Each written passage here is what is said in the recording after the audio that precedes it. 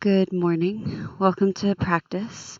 Or it might not be morning for you, so welcome to whatever time that you happen to be in or space that you're in. My name's Alyssa, if we haven't met, and this is my partner, Tony, who's agreed to be a great demonstrator of the physical practice today. This is a Yin Yoga offering, which means we stay in postures in softness over time.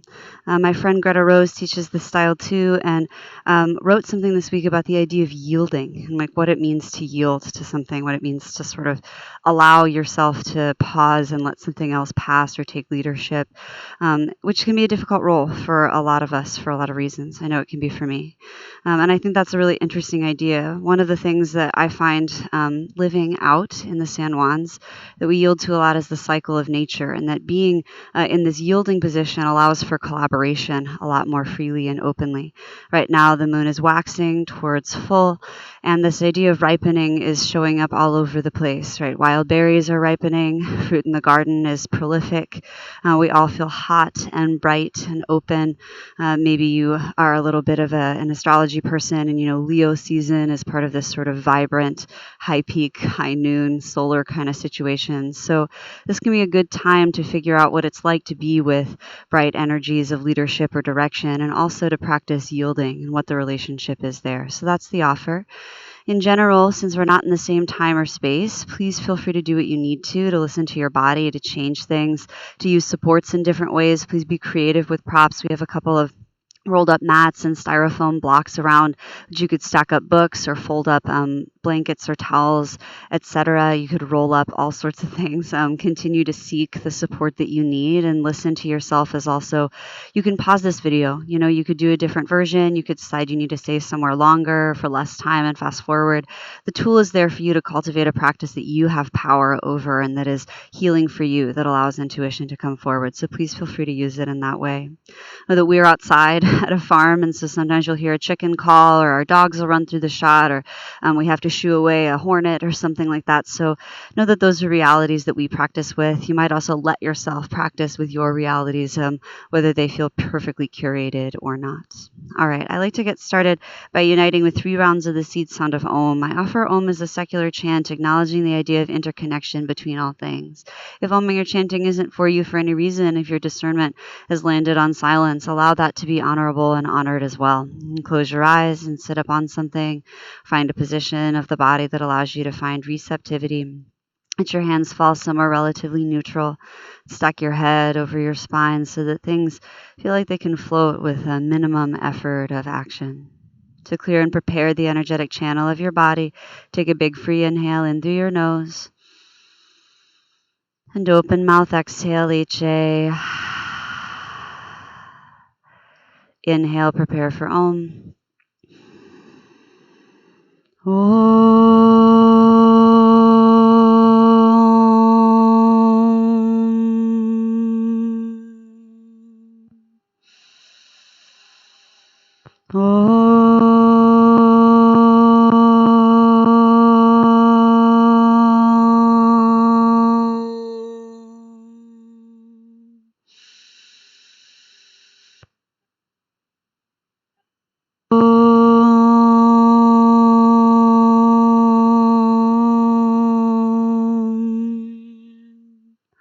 Take a long inhale in through your nose and a slow exhale out. And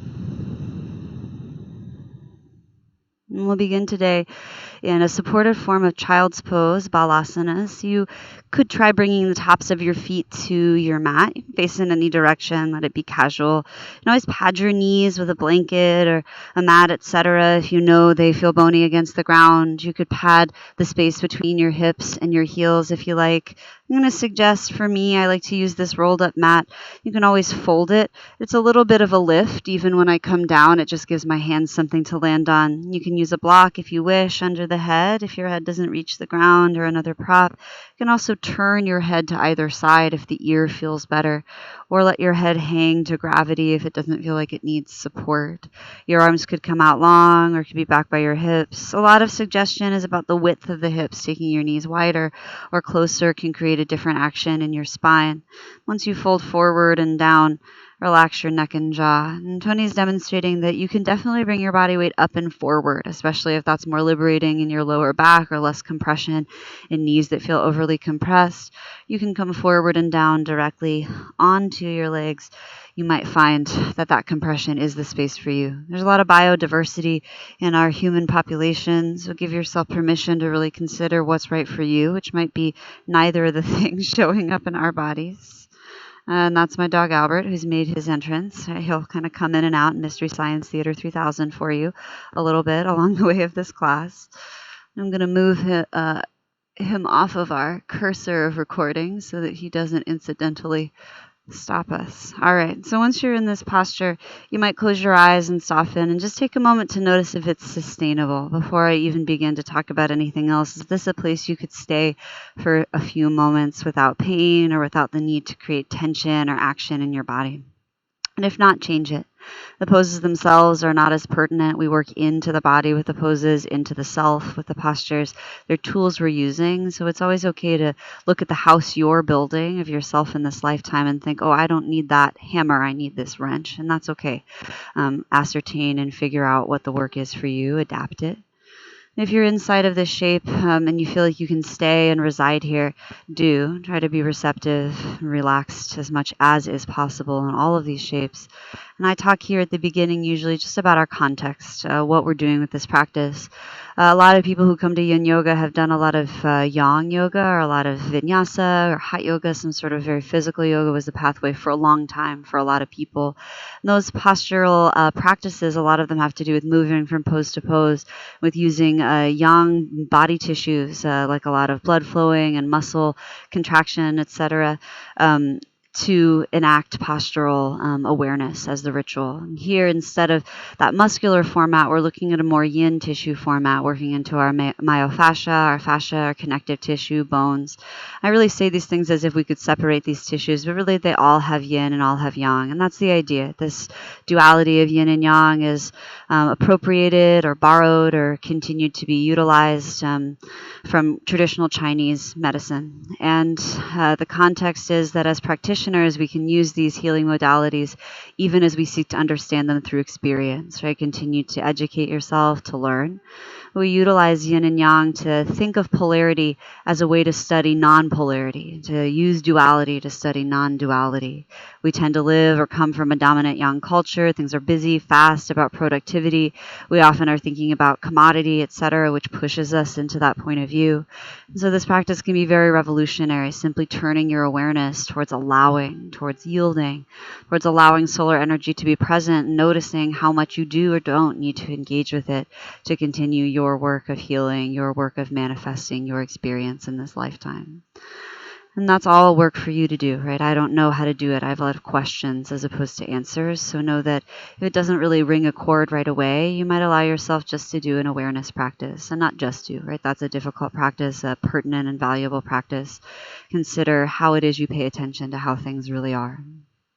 And then we use 3 major guidelines or tattvas to organize these qualities of the body in this practice. And the first tattva is pertinent depth, sometimes called the edge, but this is not the edge of the precipice of the canyon, but instead, like back in the parking lot, you're thinking about where your keys are to make sure you don't lock them in on your way over to the monument, etc. Give yourself space to notice what it's like to be in a soft edge, maybe more like 40 to 70% of what your range of motion might be if you were using muscle to leverage you or hold you up. Use props, supports to hold you up so that you don't need to contract muscle.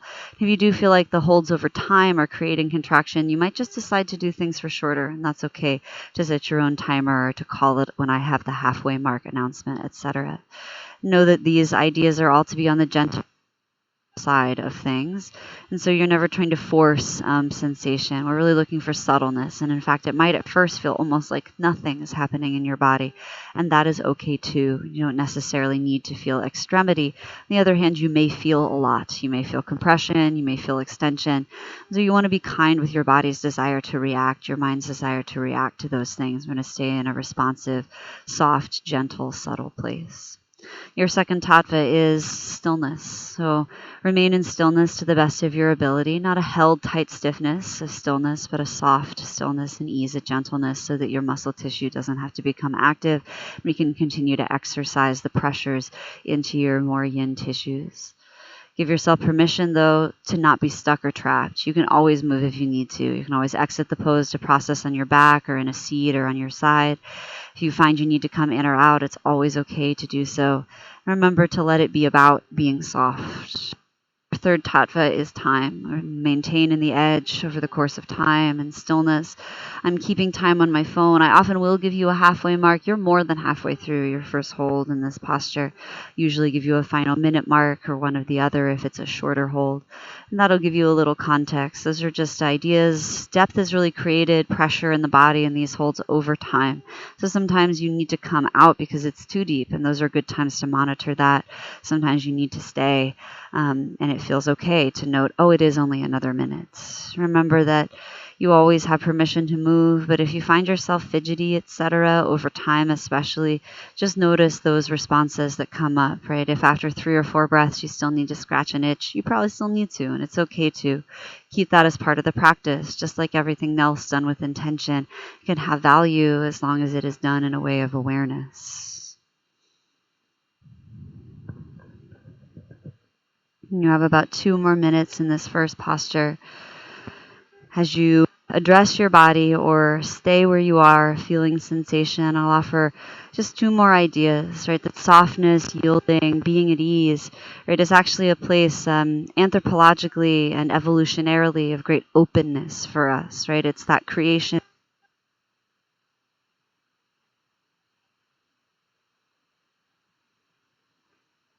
world of ourselves from a relaxed perspective, we're more likely, right, to meet success, right? So even though this is process oriented, if you're one of my product oriented friends, I get you, that's real life. Remember that focusing on process really wholeheartedly can have its own positive effect in many ways.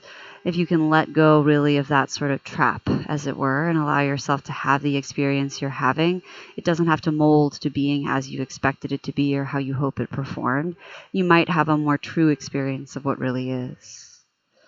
Know that this can be an uncomfortable practice. You're not obligated to discomfort, but it can come up. You can use ujjayi breath or deep breathing, slow breathing, any meditative practices that you have. Bring your body and your mind back together by focusing your awareness back on your body if it drifts off to things in the mind or awareness that are not for you. But try not to tone out or tune out. Instead, use your ability to tune in and address and be kind. You have about half a minute left here in this final hold. Know that transitioning is also yin. Sometimes we want to run out of things that are difficult or that we've been in for a while. That impatience emerges. It's only human. Take your time. Here in the next 5 to 10 rounds of breath, you can start to exit your hold in this first posture. Really take the time. Try not to rush out. And some of us will come out and move slowly, address things. Some of us will come out and feel freely inside of more stillness. Try not to shake off your experience, but use your intelligence, your intuition to give you perspective on self-healing. I often suggest that we come to the hands and knees position, this tabletop shape, and you might shift around from side to side, back and forth a few times. You might rock your hips around from side to side. Give yourself a little bit of room to cow and cat or to shimmy. All right, and when you're ready, we're going to come down onto the front seam of the body for Sphinx Pose. So you might grab a hold of a rolled up mat or a cushion to put under your rib cage. Some people do, some people don't. Once you come down onto the belly or the front seam, climb up onto your elbows. Now, we're trying to put pressure in the lower back. So some of us will be up on the elbows quite high. Some of us will come lower by widening the arms out, walking them back or forward. Sometimes the truth of structure in your shoulder will just ask you to do something in a different way, and that is A-okay. Tony is demonstrating a lower down version. In that version, your head might stay up. You might also hang your head down or place a block underneath it. I'm going to do a slightly more lifted version by placing this yoga mat underneath my bottom ribs and hanging my head down to be caught by this block. The Sphinx Pose, the legs might turn on. Whenever our lower back is pressurized, usually our glutes, our hamstrings, the backs of the thighs will activate. So if that happens to you, you might gently relax them. Sometimes a gentle wiggle is actually helpful for that. You're always welcome to bend your knees and let your feet hang towards your tail to create more pressure in your lower back, to come up onto your hands. And I'm keeping time on this phone, so that's why I look at it so much in this practice. We'll stay for time.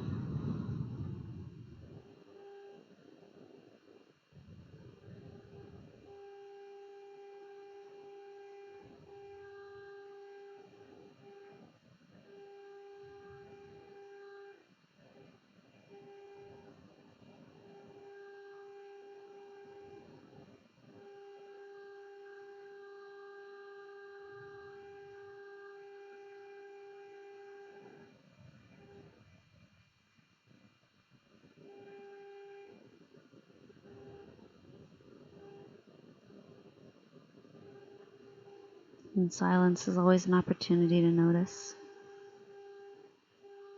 Sometimes different patterns of the mind will be dominant.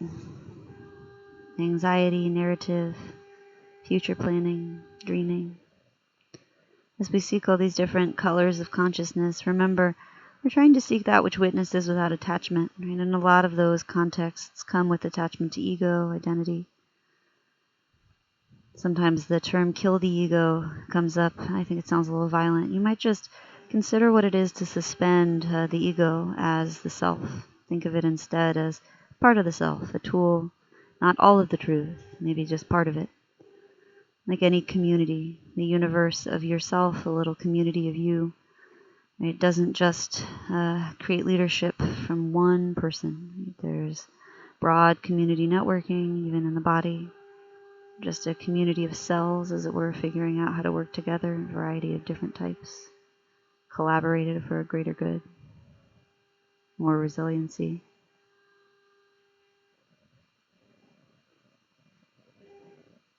You're about halfway through your hold in this posture. Change it if that's qualified, otherwise hang in there. Get soft where you can. Follow the tension patterns softly if you need to in your shoulders and neck, your head and face, your jaw and tongue. Ask them to soften again and again. Softness repatterning, like activity repatterning, takes repetition.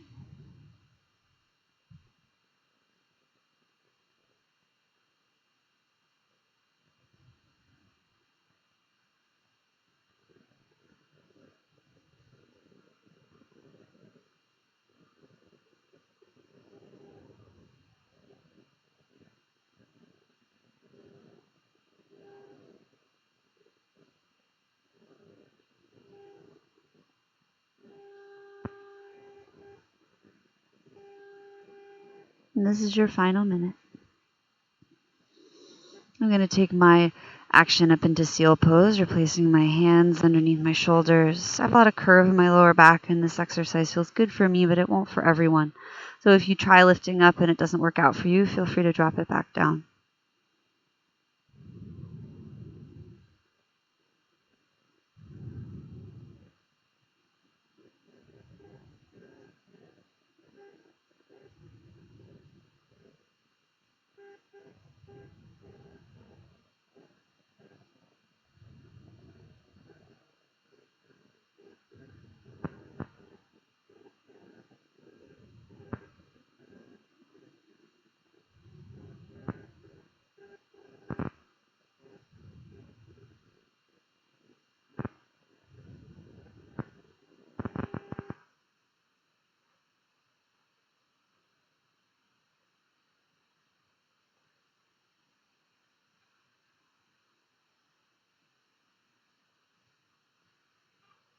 Ready, you might move props out of the way so that you can come all the way down onto your front seam.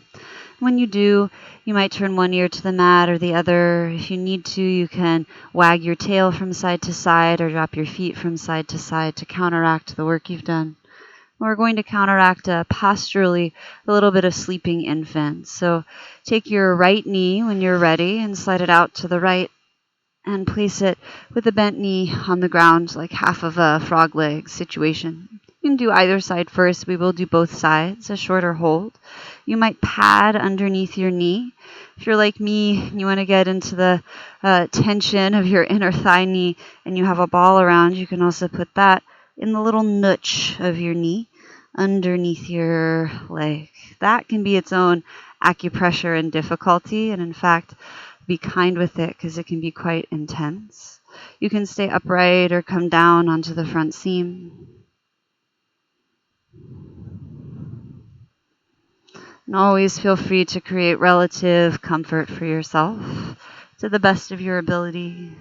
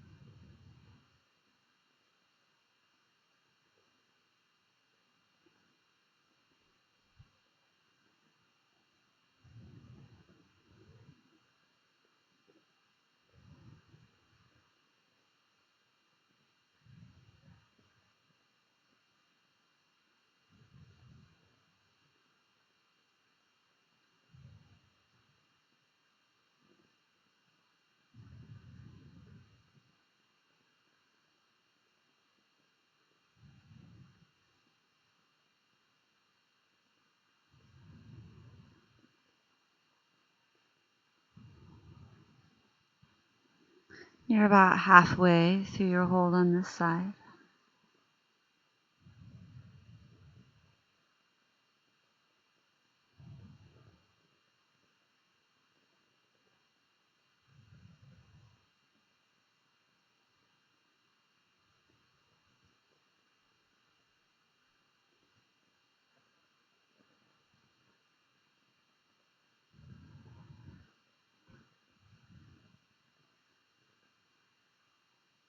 And this is your final minute here.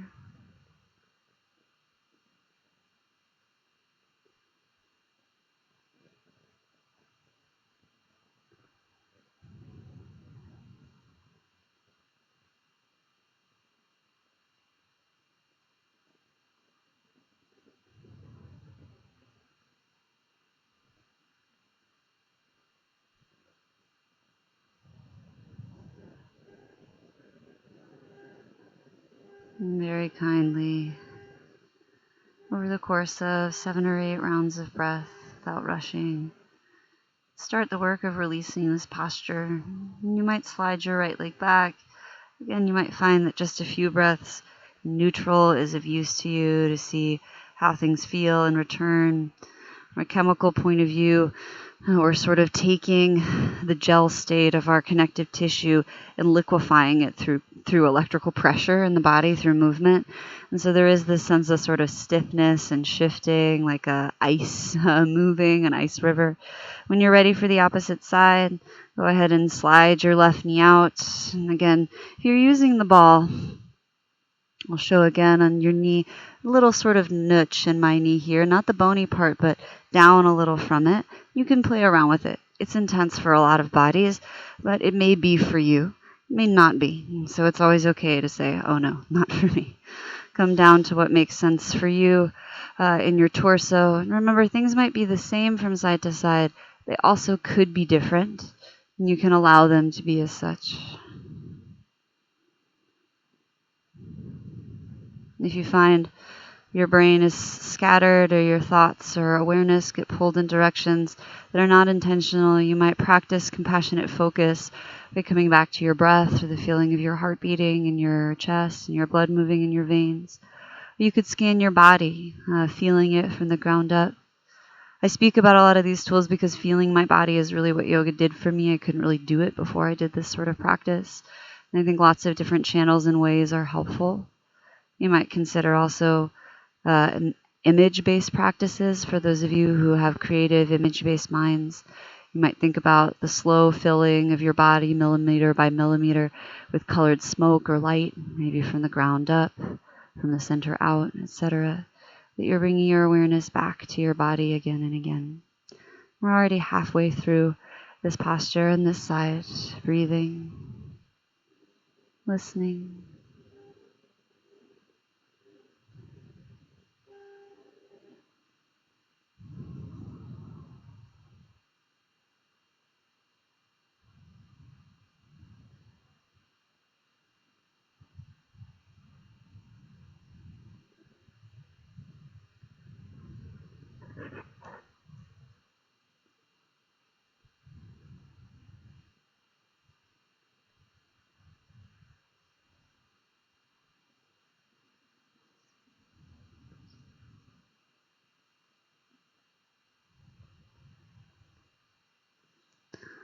Final minute.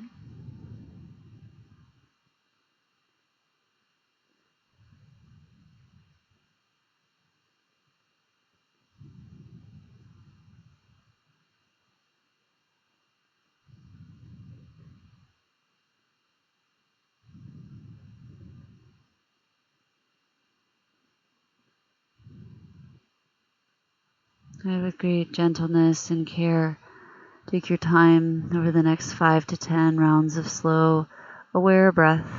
Feel fully as you release your time in this posture and this side. And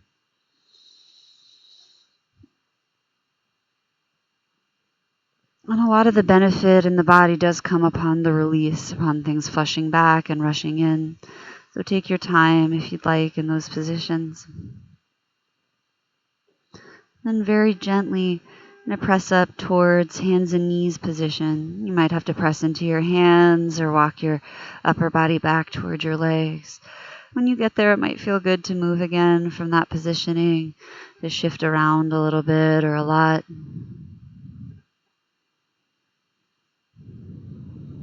I'm going to grab a hold of a lift. I'm going to use a rolled up mat and a block for a couple of these postures. You can experiment with whether or not they're good for you in that way or not. We're going to do a little bit of Hero's Pose or Thunderbolt Vajrasana, in which placing a block or sometimes even 2 blocks underneath your hips can feel good. So I've widened my feet wider than my hips, and they can go a little wider. You know, everyone's body is different, so your toes might turn in or out a little. You don't have to manage sickling or not sickling with great fervor or anything like that, but just be noticing the samasthiti or the sort of equanimity, the balance of your feet. Your knees might stay together. They might widen out. If they go super wide, you might sort of limit that. You could stay upright in this position, breathing. You can hang your head and also do neck stretches by letting your head hang for 5 if you wish. If you feel pretty good upright and you want to go down and back, you can start to lean back. And this is what I like to have the rolled up mat for. Set it at my hips so I have something to come down onto as I fold forward or backward, excuse me.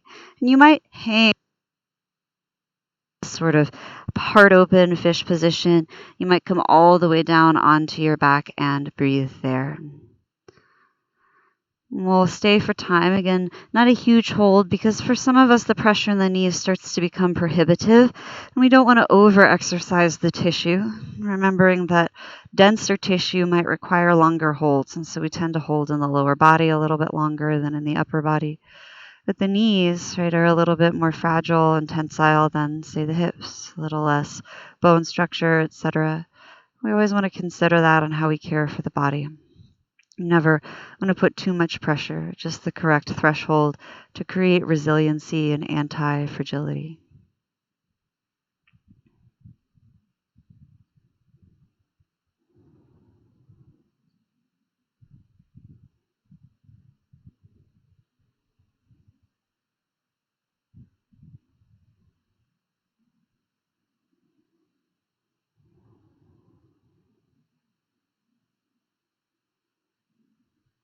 And ripening can be an interesting idea, to be in a pose over time and watch how it changes. how different the apple is on the tree when it first appears versus when it's at the end of even this cycle.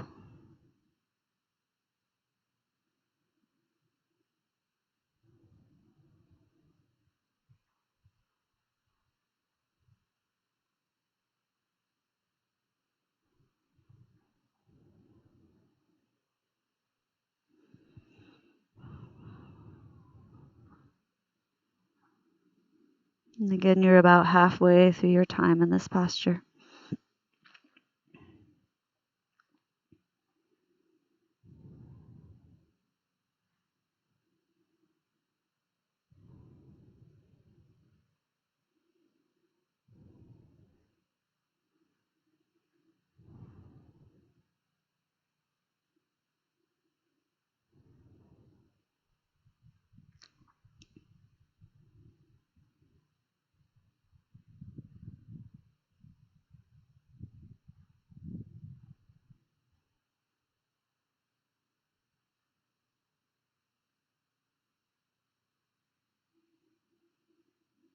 Final minute.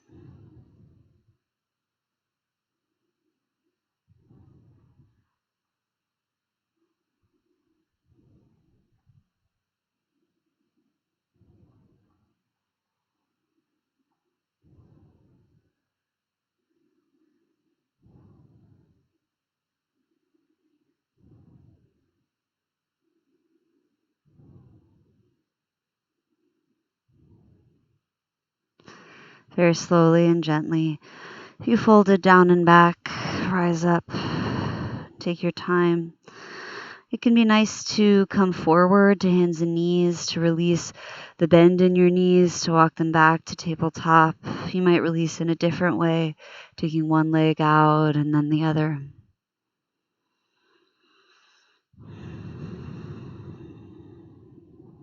When you're ready, we'll bring the bottom of the pelvis to the mat, the sitting bones. You can cross your ankles and sit down behind or take your legs off to one side to achieve that. We're going to take the Baddha Konasana next, butterfly shape in the legs. Long butterfly is recommended often with the feet further away. You might place blocks underneath your knees to catch them. I also suggest that if things are really, funky in your lower back, that you might sit up on the edge of something to fold down. We're both going to do that. My lower back could use the space. You can also use a bolster or a rolled up mat to catch your body if you are folding forward. Staying upright is always beneficial. Folding backwards is always something you can do. Do you want to use this for anything? Okay, cool. Just don't want to take it from you if you're using it. Come forward and down and hang yourself if it's available. If you're staying upright, just find sustainability. Where can softness and awareness be? Sukhasana, or the sweet seat, the seat of meditation, lotus poses, those are all yin postures too, right? Those sides of the Ayurvedic lunar quality are sort of less discussed, culturally forgotten, or perhaps they went so deep underground that the lunar side of things is just not as informational anymore, something we have to recreate and fill the gaps in with creativity and intuition, awareness. In postures like this, the lower back might come to play, and you're welcome to round. Rounding is just fine as long as there's no pain. And also support yourself even with a very high wedge or a chair, more upright, if you find that folding forward in that way pinches you and you need more extension.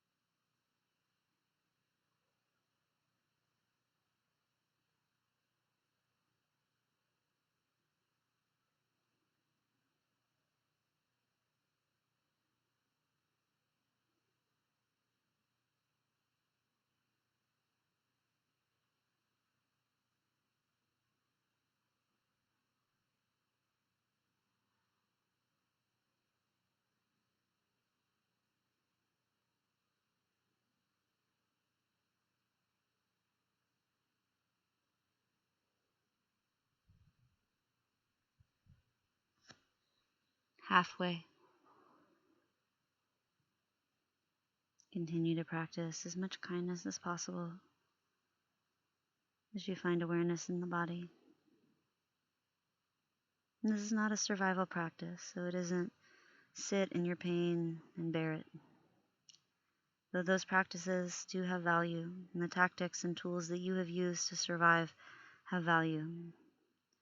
As you give yourself space to be in process and relaxation, notice if you're just trying to grin and bear it.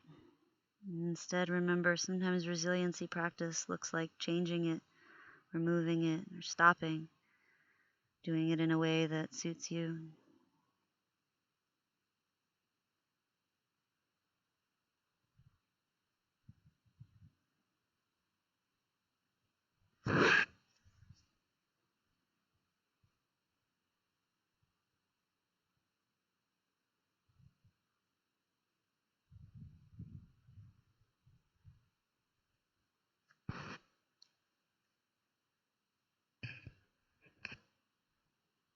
Final minute.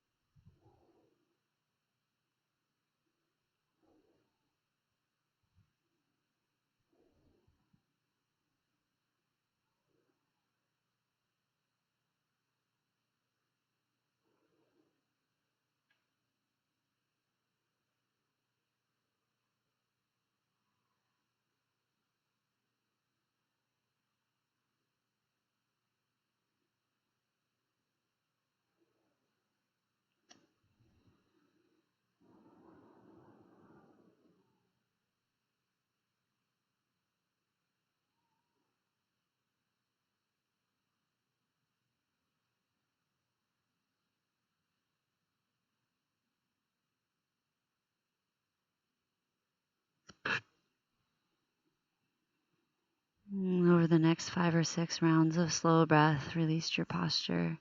Try to take your time, not sort of tug anything the opposite direction too quickly. There's a little bit of creep in our tissues, especially when we stay somewhere for time. I'm going to give them a little space to sort of creep on back. You're welcome to put your feet on the mat and drop your knees from side to side. This is a popular address of these forward folds. If hips have become tight, to take your hands behind you and lift your face towards the sky. Lean back in the opposite way if you wish. We're going to move next into a little bit of yogi's choice. So from here, you can drop your both knees over to the right and come into a twisted stag shape. So you'll keep on turning. I'm going to turn my body so I can show you the turn, but you'll keep on turning to the right and come forward and down. The other option is to keep on turning so far, you can take your opposite leg behind you and you move into pigeon pose. We'll stay in this posture for about 5 minutes on each side. So if you are doing pigeon, you might let your right foot come back towards your hip. You might do as I do with putting a bolster or rolled up mat underneath your hips. And you can stay upright in either of these poses and it will still be yin work, or you can fold forward and down. If you're doing the pigeon, you still want the twist. You keep on twisting to the right if you'd like to by threading your left arm underneath where your right arm would be and turning your face to the right to come down. And I use an extra pad to catch me at that height too. And we'll stay for time. I'll give you halfway mark at 2.5 minutes, final minute mark, etc. But know that this pose has active variations, and it also puts a lot of pressure on big reactionary muscles in your lower body that have learned to tighten against pressure to survive it, that have grown in that way against the pressures of your body. So it might take many minutes. Some people even up to 15-20 minutes for larger twitch muscles to slowly calm down and soften out. So even though we address our connective tissues, muscle tissue gets a little bit of deep stretching too, which is still therapeutic, useful.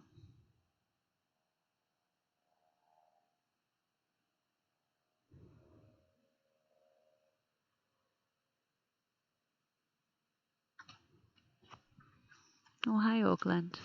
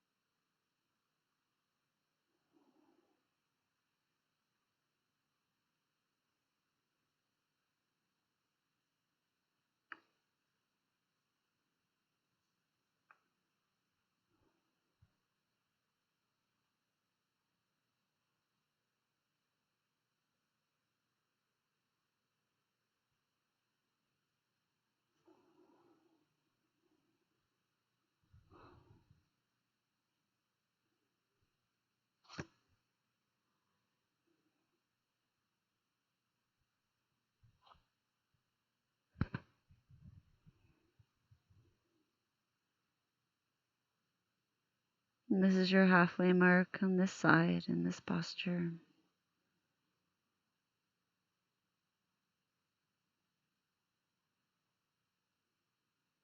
Remember, just because I've ascribed time settings doesn't mean you have to hold them for that long. One of the many ways that you can empower yourself is by allowing change to occur and experimenting, because this is supposed to be a process over time. It's not about getting it right or getting all out of it that you can first moment. You're building a relationship with yourself with the postural practice. So what you learn this time may affect how you set it up next time. Mostly giving yourself space to figure out what is the practice for you, and how to use the tools to apply to your own context.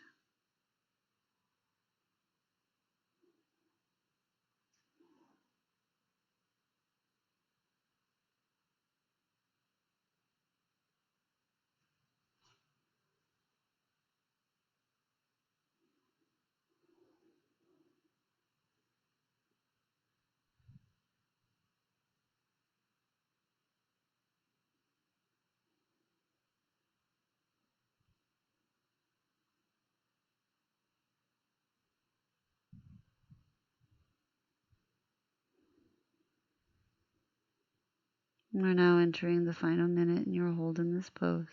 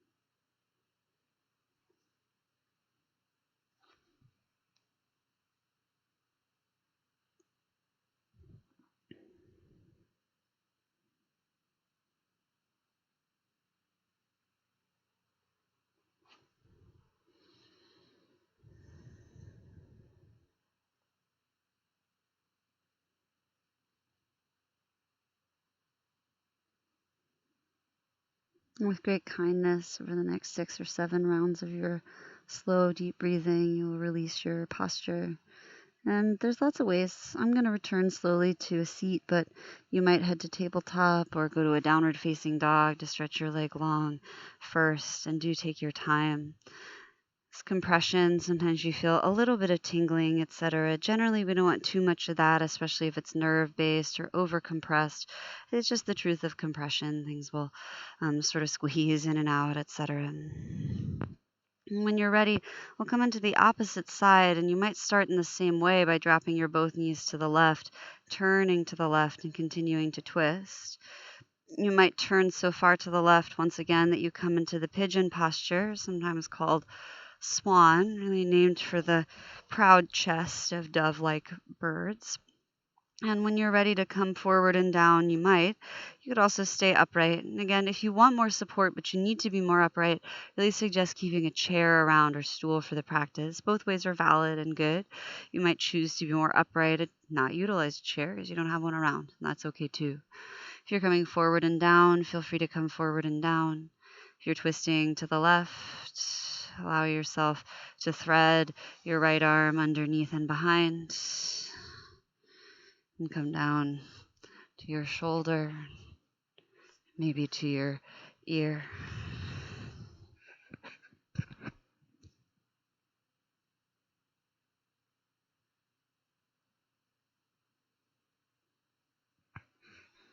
And we'll hold for time.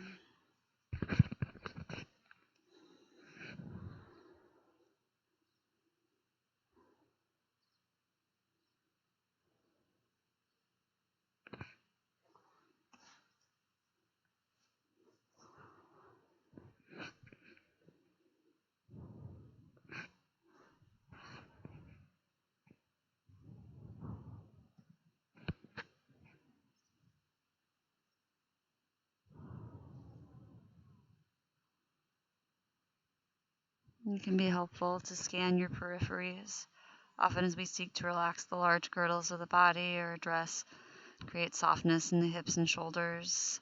The tension patterns in the wrists and fingers, the neck and jaw become tighter. You might find the feet start to hold, or you start to press whatever part of your leg is touching the ground into it, just as almost like a reflex. And as you start to illuminate those patterns, the idea is just to slowly soften them. Allow them to release as they're no longer needed through your own discernment practice.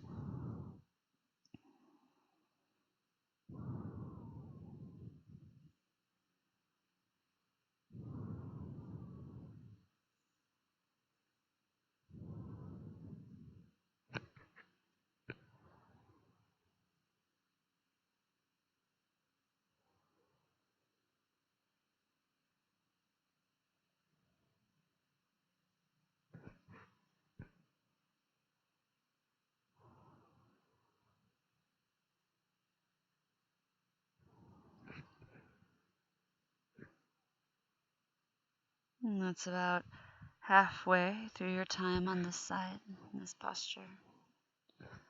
Continue to experiment and explore through awareness, slowness, space, ease, time.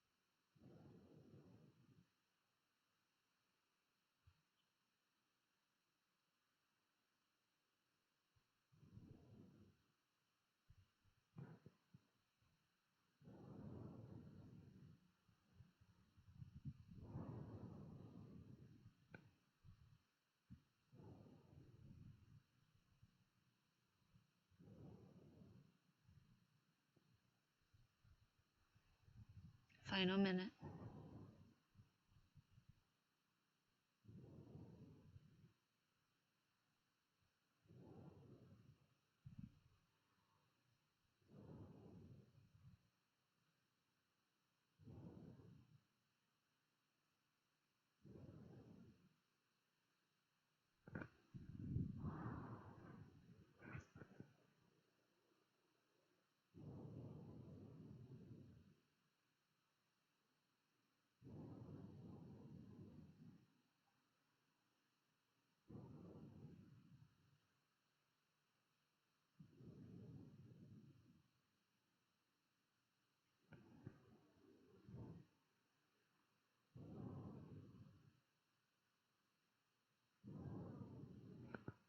Very gently, with great compassion, begin to release your posture and draw yourself slowly up. If you went down, you might again release to a hands and knees position.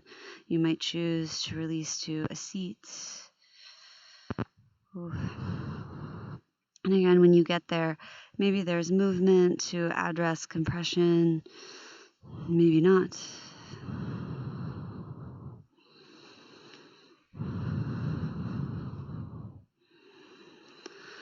And we're going to take a lying down on the back twisting action next.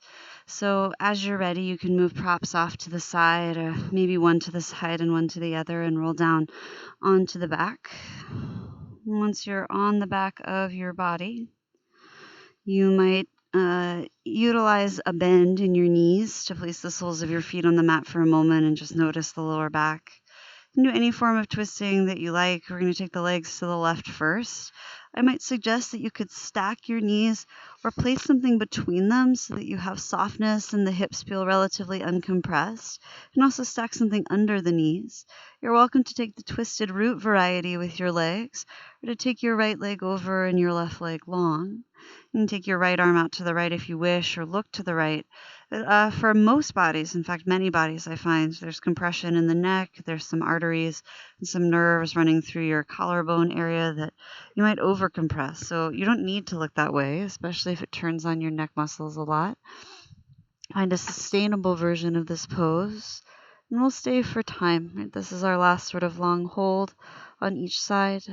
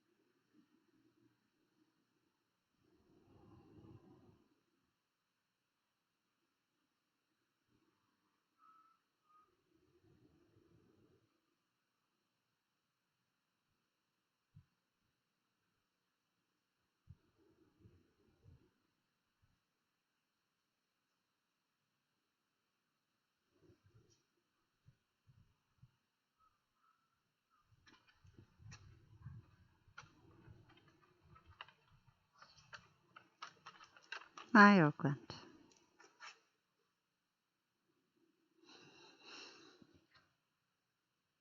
Halfway through your time in this hold on this side.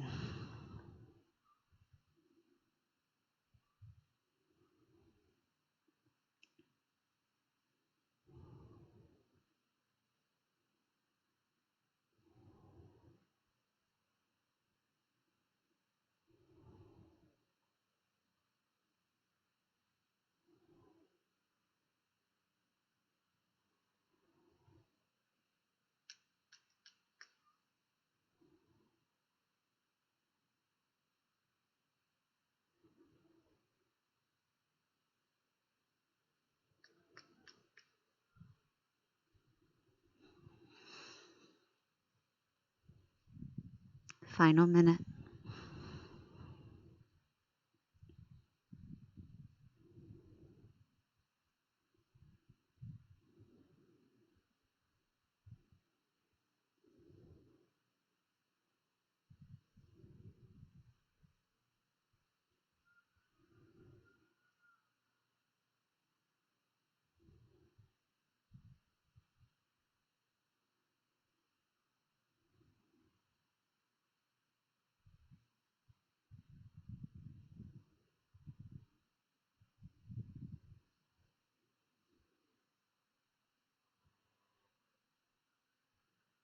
In your own timing, with your breath and awareness, release this side of this posture. You might bring your legs to the center and plant the soles of your feet on the mat. And you can drop your legs side to side or take them up overhead and wiggle them around, anything that you need to. And you might do the same version on the other side, but it doesn't have to be as such. So you could drop your knees over to the right when you're ready, stacking them or wrapping them. You could take your left arm out to the left. You might gaze to the left.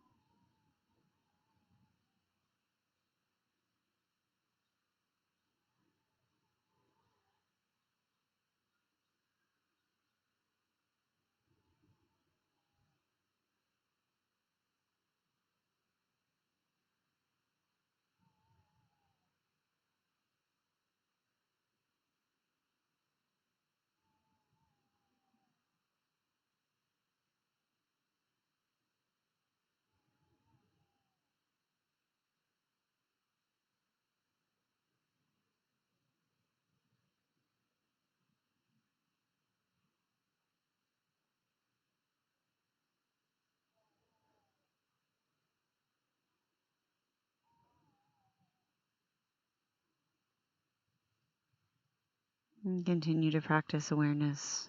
Notice your ability to yield to the reality of growth and fullness as much as anything else.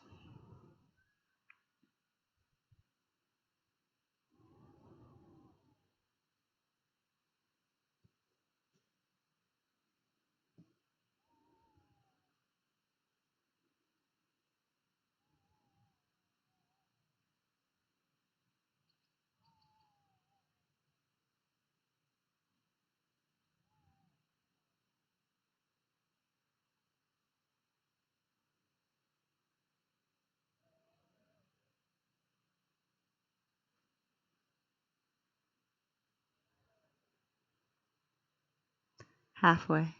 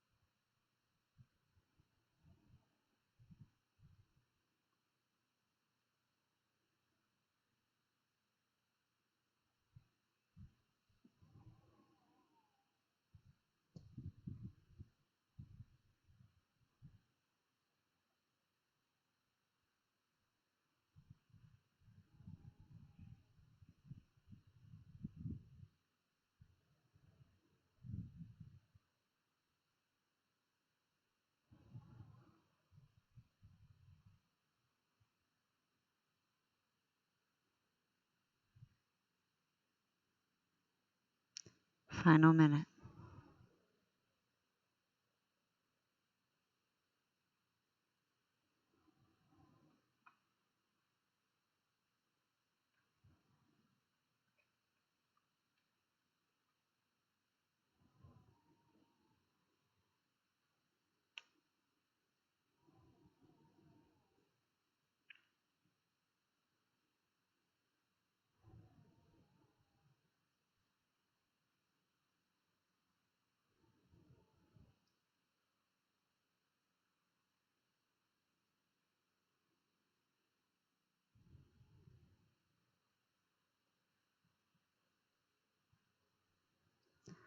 Very slowly and kindly begin to release your time in this last posture. You might bring your legs back through center. You might hug your knees into your chest and rock from side to side, or just allow that rounding to occur.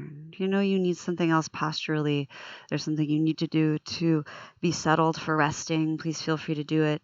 Otherwise, know you're welcome to rest in the position you like. You might rest on your back in Shavasana with legs long. You might set up a ramp behind your spine or support underneath your head or behind the backs of your knees. You might choose to take your legs up a real or imaginary wall nearby. You could choose to lie on your side or your belly to rest. The idea is to be somewhere sustainable, relatively at ease, so you can integrate the work that you've done. I'll monitor time, call you up and out when it's time for us to return to action. We'll rest for about 5 minutes, maybe a little bit more. If you know you need to rest longer than that, you might go ahead and pause the video and set your own timer and join us again when you rise. If you know you need to rest for less time than that, you might also do the same thing and use your powers to fast forward, etc. Otherwise, as you arrive in resting, take the time to get out any last fixes or fidgets or futzes so that you can rest in relative stillness, so that you have that same permission to let go. Allow your eyes to close perhaps softly, or look at one spot in space that isn't doing much above you, like clouds floating through the sky. Slacken the face and the jaw, the tongue and the teeth. Let gravity pull your bones down without resistance. Perhaps you could think of this as that pinnacle moment of ripeness, right? Where you've allowed yourself to be yielding to process, and now you can slowly over-ripen a little bit towards heaviness and decay. You can let yourself know that rest is coming, even when the busyness of high noon is on you. Know that night will come. Maybe you even have this recent reminder of the sun shining while the moon starts to emerge in the late afternoon sky. I'll call you up and out when it's time to change. Until then, pay attention to how things actually are.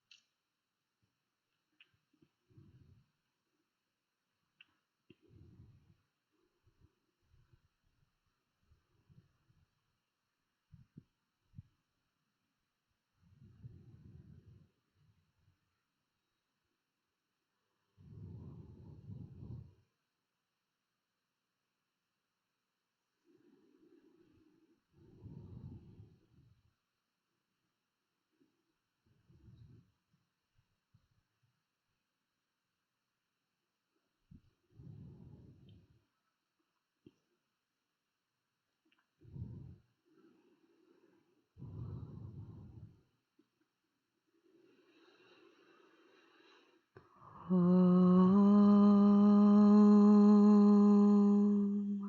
Sahana Vavatu Sahano Bunaktu Saha Viryam Karavavahai Tejasti Navaditamastu Mavit Vashavahai Om Shanti Shanti Shanti.